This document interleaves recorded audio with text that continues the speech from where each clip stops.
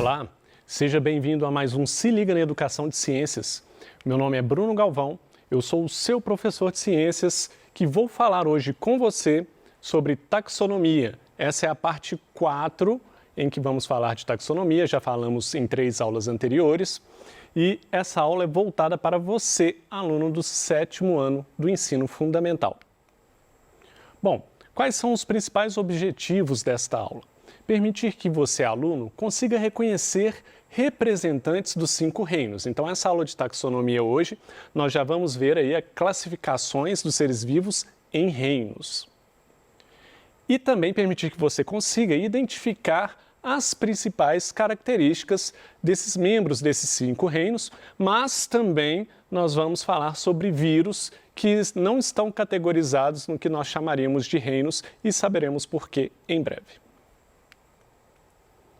Quais seriam os reinos? Existem diversas classificações, existem até classificações que falam em 6 reinos. Hoje em dia nós temos ainda classificações acima de reinos, que falam dos famosos domínios, recentemente discutidos, mas essa classificação através de 5 reinos ainda é muito abordada na escola e nós vamos focar nela, que é do reino Monera, que é o reino que contém as bactérias, reino Protista ou Protoctista, que seus representantes são protozoários e algas, reino Fungi, ao qual pertencem os famosos fungos, reino Plantae ou Plantae, que é representado pelas plantas, e o reino Animalia, que é representado, obviamente, pelos animais, como o nome já indica aqui.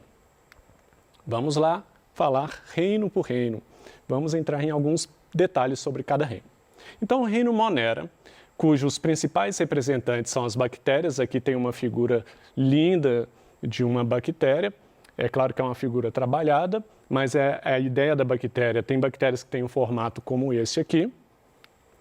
E quais seriam as principais características das bactérias, Bom, primeiro, são organismos procarióticos, ou seja, eles não possuem um núcleo definido. O material genético das bactérias ele é disperso dentro do seu citoplasma, dentro da célula. Então, a bactéria é um organismo que não tem um núcleo celular. As bactérias são unicelulares, uni de então elas são formadas apenas por uma única célula. Então a bactéria é uma única célula que não tem núcleo. As bactérias elas podem ser autótrofas ou heterotróficos ou heterótrofas. O que é isso? Autótrofo é aquele organismo que produz o próprio alimento. Autótrofo, auto de autossuficiente, não é verdade? E o trófos significa alimentação. Então, existem bactérias que produzem o próprio alimento, assim como existem plantas que produzem o próprio alimento, que é o caso, mas também as bactérias heterotróficas, que são a maioria. A maioria das bactérias, então, são heterótrofas ou heterotróficas. Quer dizer que elas precisam de se alimentar de outros seres vivos ou de componentes produzidos por outros seres vivos. É o caso da maioria das bactérias. A reprodução de bactérias, na maioria dos casos, é uma reprodução assexuada, não existe interação de gameta masculino e feminino, não existe isso em bactérias, não tem gameta masculino e feminino.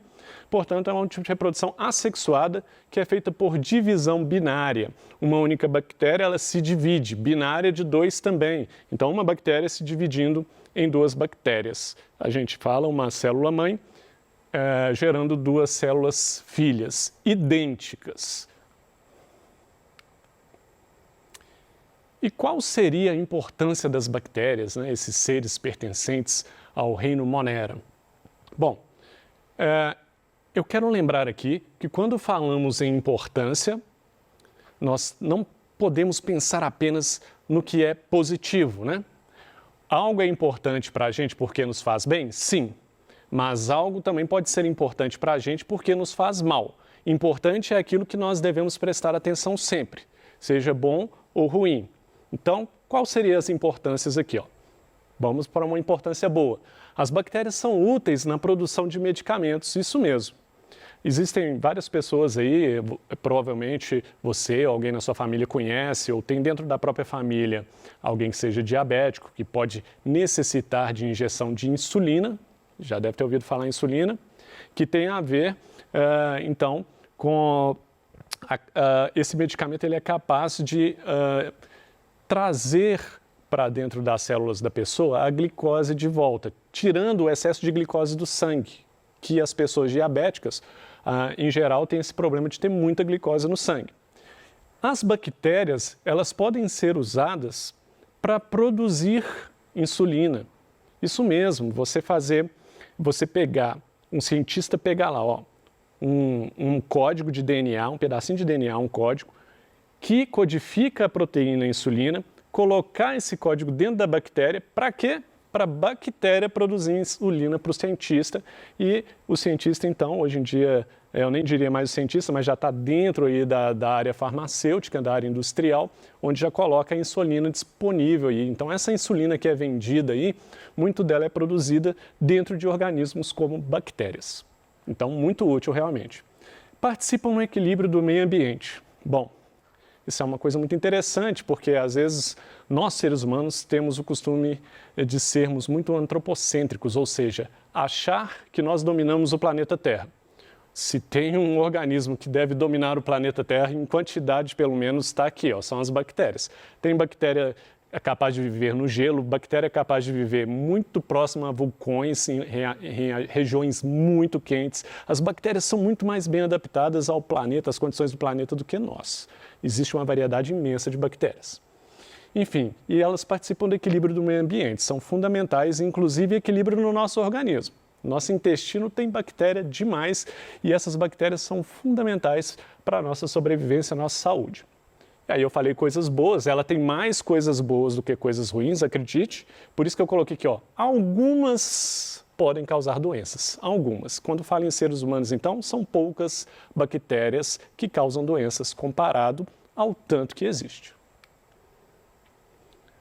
Vamos para outro reino, reino protoctista ou protista. Eles são representados, o reino protoctista é representado por algas e protozoários, está aqui a imagem de uma alga. O protozoário que eu coloquei é um Trypanosoma cruzi, que causa doença de Chagas. Vamos ver aqui alguns detalhes sobre esse reino. Bom, eles são todos organismos eucarióticos, ou seja, as células que formam esses organismos são células com núcleo, são unicelulares ou pluricelulares. Então, tem organismos formados de uma célula só ou por várias células. Existem também autótrofos ou heterotróficos, ou heterótrofos também é correto de se dizer. Ou seja, existem alguns que produzem o próprio alimento e outros que precisam de se alimentar de outros seres vivos ou produto de outros seres vivos. Também existe reprodução tanto sexuada quanto assexuada. Então é um grupo que tem uma variedade grande, né? Tirando o fato de ser eucarióticos, ele tem duas opções aqui, unicelular ou pluricelular, autótrofo ou heterotrófico, e aí vai. Bom, vamos falar das algas primeiro dentro desse grupo. Elas são unicelulares ou pluricelulares. Elas possuem clorofila. O que isso indica? Capacidade de fazer fotossíntese. Então, as algas, elas são autótrofas, produzem o próprio alimento. E elas podem fazer reprodução sexuada ou assexuada. Qual a importância das algas? As principais produtoras de oxigênio do nosso planeta. Tá? A floresta amazônica é o pulmão do mundo? Não. A floresta amazônica é importante? É. Mas o pulmão do mundo de verdade, acredite, são as algas. Adubo natural, então nós podemos usar como adubo, e é um adubo eficiente, natural. E também são usadas em laboratório e indústria, né? Então, as algas elas podem ser usadas para retirar um negócio chamado agar. O agar ele consegue fazer gel, tornar as coisas gelatinosas, como é o caso da gelatina mesmo. Os outros protoctistas, agora unicelulares, formados de uma célula apenas, são os protozoários, que nós conhecemos mais aqueles que causam doenças, né? Então, eles são unicelulares, precisam de se alimentar de outro ser vivo ou de produtos dele e fazem reprodução por divisão binária, assim como as bactérias. Um exemplo de protozoário, eu já falei o Trypanosoma cruzi, nós temos também o Plasmodium, que é o causador da malária. Vamos ver algumas importâncias boas também. Eles constituem o zooplâncton. Zooplâncton, então, que são aqueles pequenos animais importantíssimos aí na alimentação de animais marinhos. Alguns podem causar doenças, como eu citei anteriormente. Reino fúngeo, o nome já indica bastante, já diz para a gente, reino fúngeo, fungos, né? Então, é um reino que é representado basicamente pelos fungos. Está aqui uma foto de um fungo aqui, isso aqui me parece uma orelha de pau, que é bem semelhante a um cogumelo. Eles são eucarióticos, ou seja, as células dele possuem núcleo bem definido. Existem unicelulares e também pluricelulares. Precisam de se alimentar de outro ser vivo ou de produtos desse outro ser vivo. E a maioria faz reprodução sexuada. Qual é a importância dos fungos? Ah, professor, eu também achava que fungo só era ruim para a gente. Eu achava que bactéria era ruim, eu achava que protozoário é tudo ruim, eu achava que fungo era ruim. Não, calma aí. Na verdade, a maioria desses micro-organismos são bons, a grande maioria. Olha aqui, utilizados na alimentação. Bom, o cogumelo, existem muitos cogumelos comestíveis, começa por aí. Tá certo que não é lá uma coisa barata não, tá? Bom, produção de antibióticos também. Os fungos foram usados em produção de antibiótico. Um dos primeiros antibióticos descobertos, inclusive, foi por causa de uma substância que um fungo produz, e essa substância era capaz de matar algumas bactérias. E alguns podem causar doenças. Alguns podem causar doenças. Vamos perder esse preconceito com os coitados dos micro-organismos. É a minoria que faz mal, tá? Vamos agora para o reino Plantae, ou Plantae. Este reino, então, é representado pelas plantas. Está aqui uma planta maravilhosa, eu achei muito interessante essa árvore. E vamos ver aqui alguns detalhes. São pluricelulares, formados de várias células. São eucarióticos. As células que formam esse organismo têm núcleo. São autótrofos, produzem o próprio alimento. Nós super ouvimos falar de fotossíntese na escola o tempo todo. E fazem a reprodução sexuada. Apesar de que essa reprodução sexuada, esse organismo aí vai ter uma reprodução um pouco mais complexa, ele vai ter duas fases na reprodução, mas basicamente podemos dizer aqui reprodução sexuada, porque existe aí gameta masculino e feminino, e esses gametas que vão se juntar para formar um novo indivíduo. Qual a importância das plantas? Essa é fácil, né? As plantas estão no nosso dia a dia. Olha, primeiro, base de cadeias alimentares. Não é de todas não, tá? Por exemplo, no mar, nós temos como base da cadeia alimentar, em muitos casos, nós temos algas. Mas quando pensamos na terra, na parte terrestre, na crosta terrestre, na litosfera, nós pensamos que a principal base das cadeias alimentares são as plantas. Quando você vê aquela matéria lá, professor, nós vamos ver cadeia alimentar. Aí primeiro lá desenha um capinzinho, aí depois um grilo que se alimenta do capim, aí depois vem o sapo que se alimenta do grilo. Mas se não tiver o capim, não tem grilo. E aí não tendo grilo, não tem sapo. Se não tiver sapo, não tem cobra para se alimentar no sapo.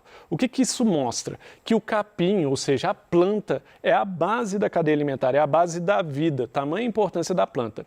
Sem planta, olha o que eu estou falando, sem planta, animais terrestres não existiriam. A menos que fosse algum animal que fosse capaz de ir lá, dentro da água, pegar algo e voltar para a terra de novo. Não existiria essa cadeia alimentar. Matéria-prima diversa. Nossa, a gente usa madeira, a gente usa folhas de planta para fazer medicamento. Assim, são inúmeras as possibilidades de uso das plantas. E as plantas também servem como alimento, né? Como um alface, uma couve, enfim, as frutas maravilhosas. Finalmente, dentro dos 5 reinos, o reino animalia. Esse reino, então, tem como representante os animais que nós conhecemos. Aqui uma bela onça, é uma pena que nós temos sofrido aí um pouco com as onças no Brasil, né? Principalmente no Pantanal, mas é um animal magnífico. Então, são seres pluricelulares, formados de várias células, eucarióticos, as células têm núcleo, heterotróficos ou heterótrofos, ou seja, precisa de se alimentar de outro ser vivo ou de algum produto de outro ser vivo. E podem ter animais que fazem reprodução assexuada e animais que fazem reprodução sexuada, ok? Bom, os vertebrados, de uma maneira geral, a grande maioria a gente tem mais reprodução sexuada, e nos invertebrados existem muitos animais que fazem reprodução assexuada, mas existem as duas possibilidades em ambos os grupos, que isso fique claro. Qual a importância dos animais? O que tem se eu matar o bichinho, né? O que tem se a onça sumir do Pantanal, né? O que tem? Não tem problema nenhum, imagina, ó. Presta atenção, hein? Estou sendo sarcástico, estou avisando porque vai que você não percebe. Olha só, eles são usados na alimentação. Sim, nós usamos peixes para se alimentar, não é verdade? Galinhas, carne de vaca, é tudo animal. Então, os animais são utilizados na alimentação. Então, a gente não pode deixar que esses animais acabem. Nós precisamos ter um controle da quantidade desses animais. Equilibram a fotossíntese. Professor, essa eu nunca tinha ouvido falar. E olha, pode ser que alguns alunos não tenham ouvido falar. A fotossíntese, que é o processo pelo qual a planta produz oxigênio, para ela produzir oxigênio, ela precisa de pegar do ar primeiro gás carbônico. Veja bem, olha que relação fortíssima. Nós animais, né, lembrando que nós seres humanos somos animais, por favor, não se esqueça disso, nós respiramos o oxigênio, que a planta também ajuda a produzir. Maravilha, a planta me fez bem. Só que eu devolvo para o ambiente gás carbônico. E o que a planta usa? Gás carbônico. É uma troca. Então, os animais participam no equilíbrio da fotossíntese. Quando junta todos os animais do planeta produzindo gás carbônico, é muito gás carbônico. E a planta precisa disso. E a planta nos dá de volta oxigênio. Maravilhoso. Os animais também podem ser usados em transportes. O melhor exemplo que eu posso citar aqui, obviamente, é o cavalo, né? O cavalo foi usado por muitos anos como transporte e até hoje, dependendo da região, você tem o cavalo sendo utilizado muito como transporte. Bom, vírus. Agora, vírus, eu vou deixar bem claro que aqui eu não estou falando de um reino, eu não estou falando necessariamente de um organismo vivo. Eu estou falando de um organismo, na verdade, de um micro-organismo ou de uma partícula que causa uma certa discussão entre os cientistas. Alguns cientistas consideram o vírus como seres vivos, porque ele tem material genético e tem uma cápsulazinha proteica que envolve ele.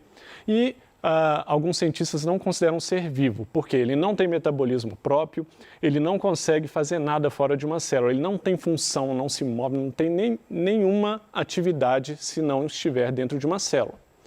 E então os vírus, eles vão ser aí,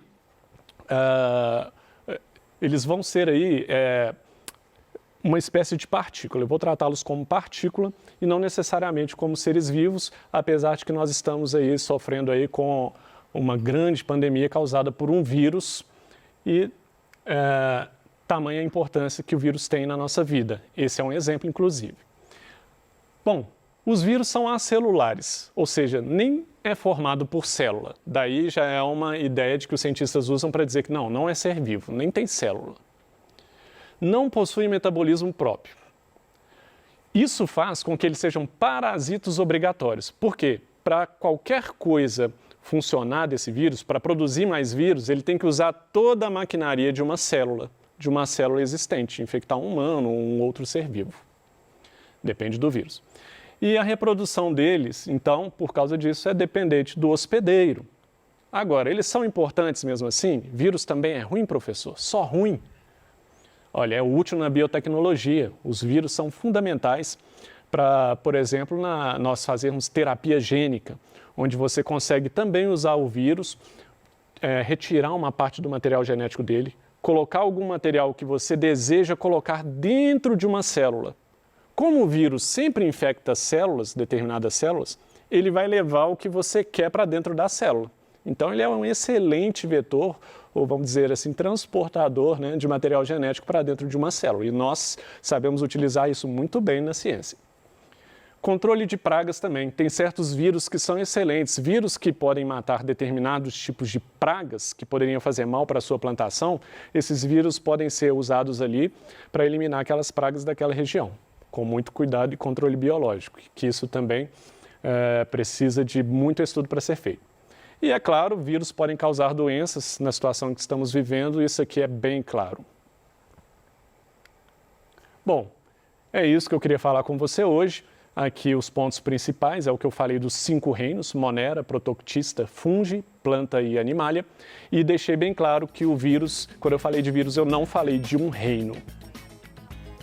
Algumas referências bibliográficas para você se inteirar mais sobre o assunto. E é isso. Eu desejo a vocês bons estudos.